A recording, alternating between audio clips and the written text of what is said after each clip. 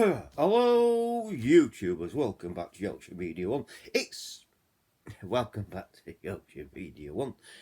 I am your host, your presenter, whatever you want me to be, and yes, I am cheaper and better than the BBC. So, what are we talking about today? Well, it's Mark's Monday Talk, and I thought I'd talk about, the weather now. How cold it is, and it is cold out there, and that we've had snow for over weekend and things like that. It had a fine dusting of snow. It had a lot of frost.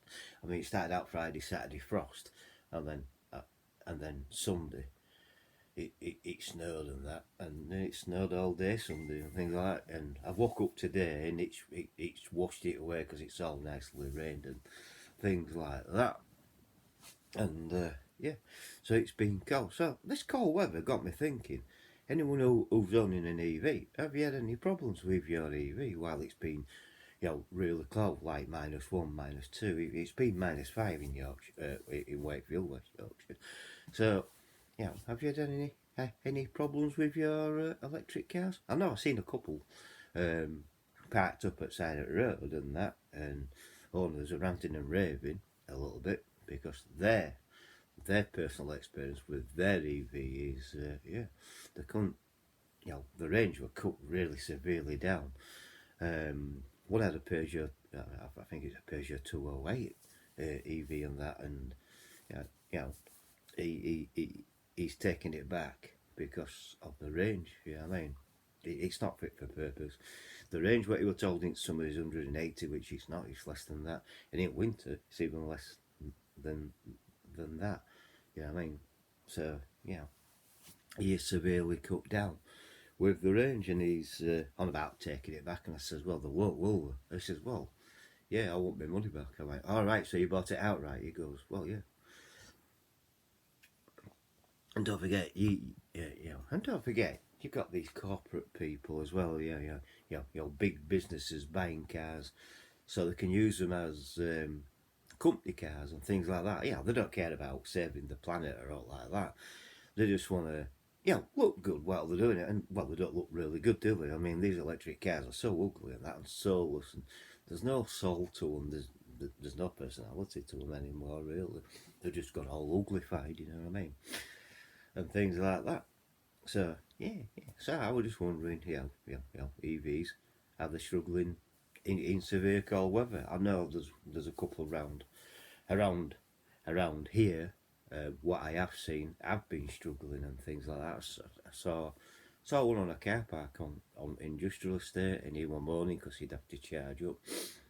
He says in summer, he could travel, into Wakey from where he lived a couple of times before he had to charge, but he would have to charge on the way home because it's severely cold and that. And this is what they don't tell you when they're selling you EVs. Severe cold weather can really restrict the range of an electric vehicle. They don't tell you this. I mean, when it comes to selling them, all they want to do is sell the electric vehicle and things like that at the end of the day. But it has been severely cold. It really has. Even diesel, even a petrol or diesel cars will be, limited to what range they can do as well, but not as much as an EV. And let's face it, what we should do to save the planet is crush all EVs. Save the planet, crush a Tesla. Save the planet, crush all EVs. And that's what we should do. I mean, petrol and diesel are a lot cleaner than what they used to be. So I can't, so we should continue to use them. I mean, there's Porsche and there's other car companies working on cleaner and synthetic fuels for their vehicles, you know what I mean, and things like that. Also, you've got Toyota, I think it's BMW who's working on hydrogen engine, and so really these EVs, what all these EV evangelists have bought, they're the Betamax of it all. I mean, that's the Betamax. That's the stepping stone into a VHS video recorder, if you like. So from an EV, stepping stone into something more better, which would be an hydrogen engine vehicle or something like that. You know what I mean? Or something similar to that, or even cleaner fuels to begin with. you know what I mean, cleaner synthetic fuel, what will run a petrol and a diesel car. So anything like that is welcome. But these EV evangelists, literally, they go too far in my opinion, and they go too far with people who are proving that EVs are not fit for purpose. I mean, you take the Mac Master and Jeff buys cars. I mean, they've proven they had a race, from John O'Groats down to Lions End, and yes, the Mac Master lost. Jeff won because of the range of the Mac Master's EV, plus all the trouble he had at the charging network. Infrastructure is not fit for purpose at all, and things like that. And so people, these EV evangelists go too far by threatening him, basically, and they shouldn't be doing that. The Mac Master is living with an EV. He's living with that, and yes, he has a right to his opinion on electric vehicles. So have I. I've got a right to an opinion. I think EVs, electric vehicles, are completely rubbish. I don't think they're fit for purpose. I don't think they should have been put on sale as quickly as there was. But at the end of the day, they have, and now people will be moaning because of the charging network. It's not there. It's not good enough into modern day society. And EVs always use this. Well, when first car were invented, there weren't a lot of petrol stations, but they came. You can't use that in modern day. This is, yes, it's true. When they had them, the first vehicle to run on fuel, yes, there wasn't many petrol stations, but you can't use that analogy in the 21st century. The government should have known, and the government should have made sure that there was enough charging facilities before the release of any electric vehicle for sale in the UK market, and it's as simple as that. So that analogy from EV evangelist, now it doesn't stand up. It doesn't stack up. The numbers don't stack up with EVs as well. I mean, like I said, there's the little Mini that's supposed to do 180 and 185. It doesn't. It's not fit for purpose. Peugeot, is it the Peugeot? Is it a 108 or 208 electric? What's not fit for purpose neither. At the end of the day, small range cars like the Renault Zoe is a good EV. It's a good example of a good EV. If you got home charging, they're fantastic. They're brilliant. What the Mac Master is proving that long distance it's not fit for purpose. These EV chargers, what you got, it's the Betamax range and things like that, and that's how you got to choose from. You haven't, you can't choose from Betamax to VHS because there's not that many around. I mean, people would say, well, Tesla's a VHS. No, Tesla is a Betamax car. All EVs are Betamax cars until the next generation of, like I say, like an hydrogen engine fuel car. Then that will be the beginning of a VHS car and things like that. People say, well, our hydrogen engine won't come off. Well, let me reassure you on something. JCB, which is in this country, have retrofitted their hydrogen engine into a Mercedes Sprinter for a test vehicle to see how the hydrogen engine goes, and if it's as good as what they think it is, and then you could see, then JCB could have hydrogen engines in their equipment. You know what I mean? So you can't say never, and you can't say it won't happen, because sometime down the line in the future it will happen, and it's as simple as that. I mean, there is hydrogen cars out there at the moment. I mean, what got me is this auto gas. Cars can run on gas and things like that. I mean, that should be around now. That should be the alternative to petrol and diesel is auto gas. It's as simple as that.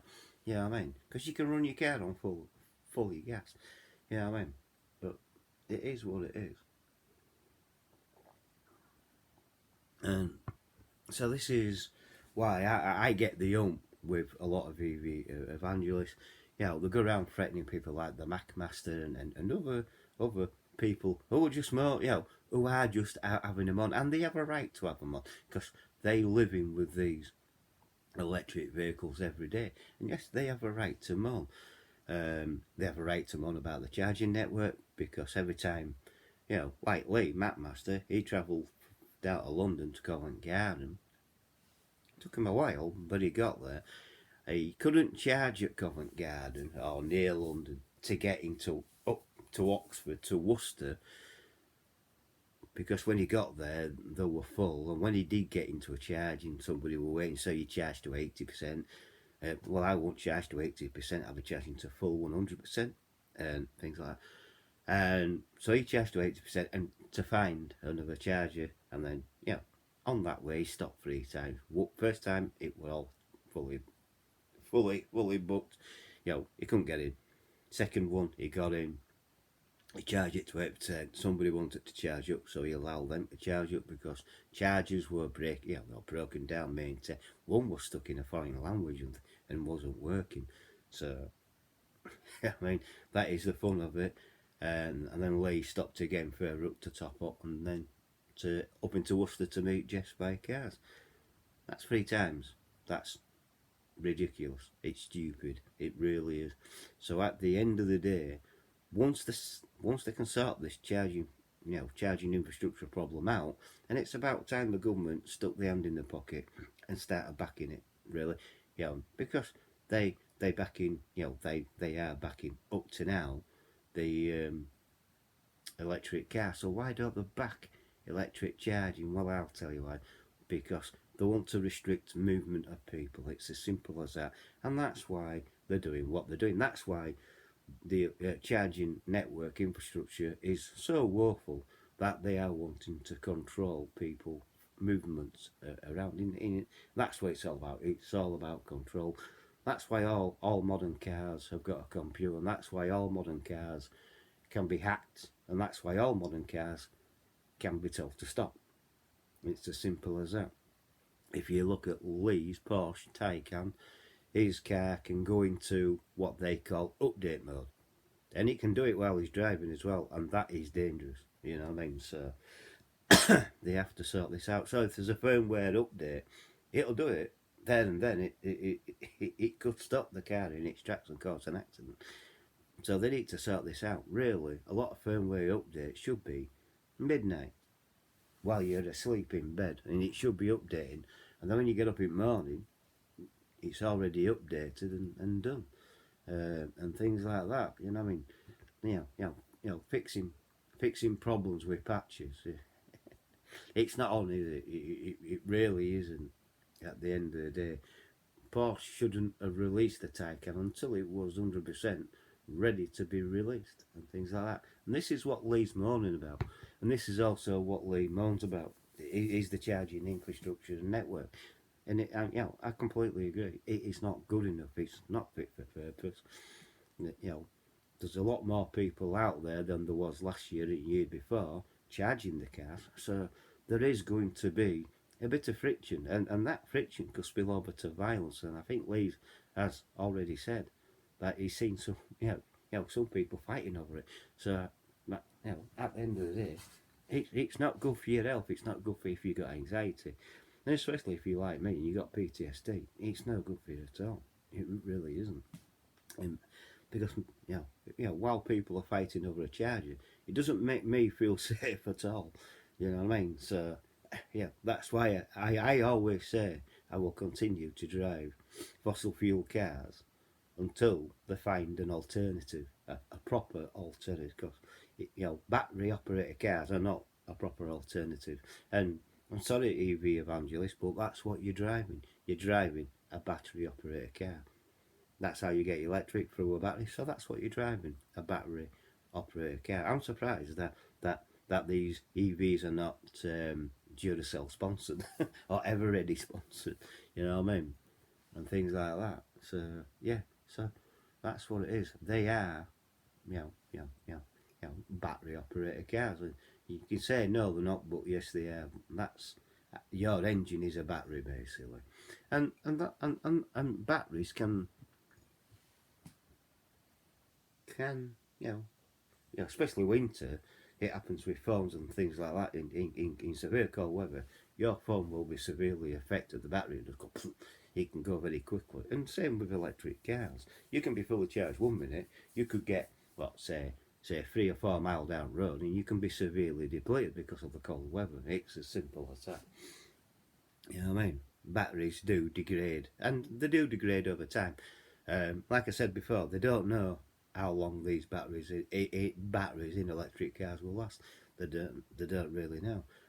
I know somebody who's got Nissan Leaf when it first come out, and I looked at it to I did have a look at it, and I asked him. I says, so how much more battery percentage have you got?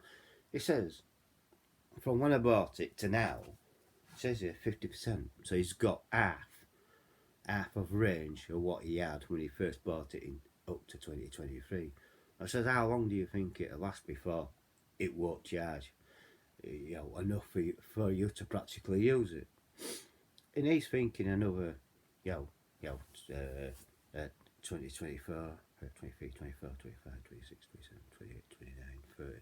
He's thinking another 6 years, and it won't be fit for purpose. He'll have to, take that car and trade it in and get a new one. Yeah, I mean, and he knows this, but he's got the first Nissan Leaf, so that is, it's good going for that. Yeah, it's good going for batteries and that. And he doesn't do what the advice. He doesn't charge it up 80%. He charges it up fully 100% to get the full range, or to get the range what he can out of it, and things like that. And Nissan have backed him, so Nissan knows he's not overcharging or anything like that. So yeah, so all these EV evangelists, armchair experts and things like that, you don't know what you're on about. You really don't. At the end of the day, and things like that. Yeah. Don't get me wrong. I have driven an EV, so I can't complain myself.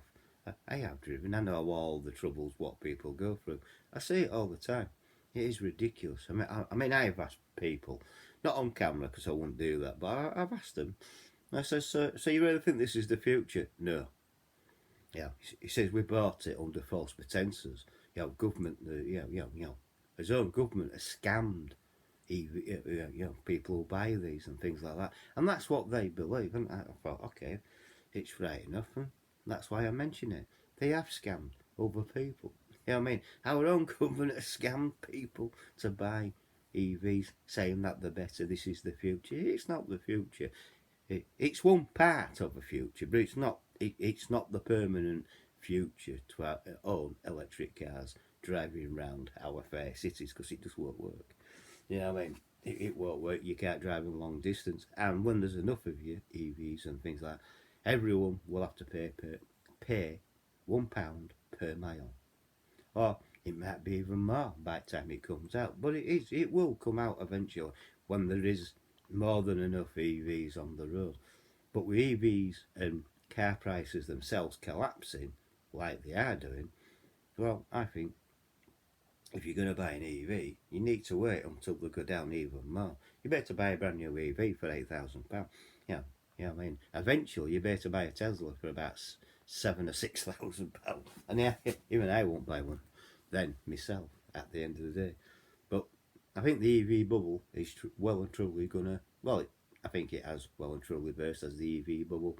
I think people now are realising that, even with the subsidy, they can't even buy a brand new EV anymore. So I would honestly say, best advice I can give anyone going into government is get rid of the subsidy off the EVs, because it's not going to buy, and you shouldn't be subsidising EVs against ICE vehicles as well. So do that and let them find their own foot in the market and things like that. You know what I mean? Because let's face it, electric vehicles are very much overpriced, deliberately overpriced, and they are. I won't buy a Renault Zoe for 27,000. For that price, I can buy a Rolls Royce. So there you go. So that's my opinion, and my opinion is my opinion. At the end of the day, EVs are not fit for purpose, and they never will be. So if you like this video, please give me a thumbs up. Please like the video. Please subscribe if you're new. Hit the bell icon. That will let you know when I'm uploading another video. Come back from time to time to make sure that you still subscribe, because YouTube algorithm has a nasty habit of unsubscribing people, thinking that you might be a robot. Also, please share the video to your friends and your family, and to other social media like Facebook, X, Instagram, and Twitch, and I'll catch you on the next video. Bye for now. Catch you all later. Bye bye.